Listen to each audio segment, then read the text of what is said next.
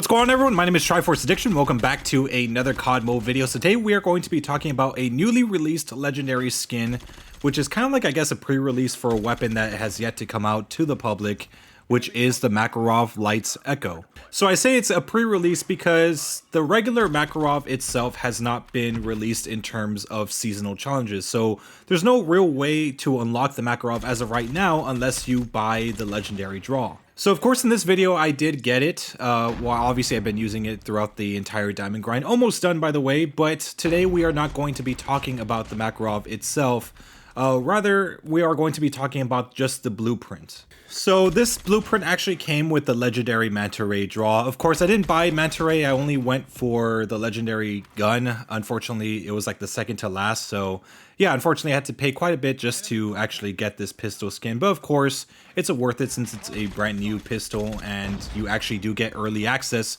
to it before we actually get the seasonal challenge on Monday or Tuesday. So I know some of you guys that did not buy it are probably like really pissed because yeah, this is a really good pistol. Of course, like this isn't really the first time that a weapon's been released in this type of way. Of course, when it came to the ASM-10 and its Branson barrel, you were actually able to get the legendary with that set attachment before the attachment actually got released to the entire public. In most cases, when it comes to like new weapons that are being released with legendaries at the same time, typically the regular weapon itself usually comes out before the draw comes out. So like, let's say for example, you know, let's say at least if it was the Makarov in this situation, it would come out probably on like Monday or Tuesday, but then you could buy the draw later on. It's something that may not happen again in a very long time, but of course you just have to wait a few days before the weapon itself officially releases for everyone. Within these few days, I don't really expect the game to change that much just because of a single weapon coming out. I mean, when the Branson barrel came out early, it didn't really impact the game in any way. So I don't think it's going to make too much of a difference if you just wait a few days.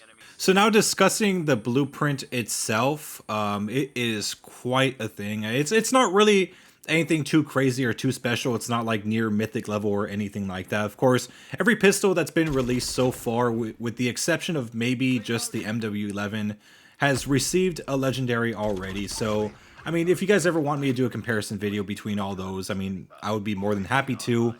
But as for the Makarov pistol, there's not really a lot of crazy things going on with it. It's really just covered with this blue energy with a blue spike iron sight on it, which doesn't really impact the gun's performance too much as other legendaries normally would. Again, it's a pistol. I didn't really expect them to do much with this. But I will say the physical appearance does look a lot better than the original, obviously. If anything, like without the effects, it would be a really, really good epic. However, there are some, I guess, quote-unquote pay-to-win features that this thing does have, and there also is a cosmetic downside when it comes to this thing. So first off, let's talk about the upside, which is probably a big one, especially for something like this. It's basically the fact that if you do use a Colossus suppressor, it does have this issue where, I guess, with the Makarov, the downside is that it kind of blocks off the iron sight, so you can't really see exactly where you're shooting. Of course, it's only with the oil can suppressor. If you use like a monolithic or anything else, the iron sight's still going to be available for you to use. But since the spike on this specific iron sight is a lot bigger, having the oil can suppressor isn't really going to affect the iron sight at all. But of course, this is kind of like somewhat of a benefit, not really, because now we do have the feature to, I guess, change the appearance of certain attachments. And this goes especially for the muzzle. So even if you do have the Colossus suppressor, I guess the oil can, whichever you want to call it, you could switch it to have the appearance of, like, let's say the light suppressor or the monolithic suppressor. And it pretty much makes that whole downside with that oil can suppressor null and void. And this also applies to the base weapon itself. But it's nice the fact that you actually get to keep the oil can suppressor on the gun while you're using it. So that's one, I guess, like a simple, not too crazy upside. So now we get to the downside. This is more of a cosmetic thing. Since this gun is mainly covered with that blue stuff all over, I guess, the body of the pistol, the one issue I do take is the fact that when you do use completionist camos, whether it be gold, diamond, Damascus, it's going to be heavily covered. Meaning that you're not really going to notice that there is a camo unless you have diamond, maybe. But when I was using Damascus and, you know, grinding this thing to diamond, I didn't even notice for the most part that Damascus was even there. This does kind of make me worry a bit for the future, because obviously right now we can't put fluorescence or any other seasonal camo on this thing, because usually when it comes to tournament camos, any gun that gets released after, well, I guess the season after a tournament season begins, you're not really going to get a seasonal camo until the very next tournament season. So I'm kind of worried that whatever camo comes out next season might not be able to look so noticeable on a legendary like this. Of course, if you just use the base weapon, you're obviously going to notice it. But when it comes to a legendary, I'm not so sure. I think it might actually be a downside with this legendary itself.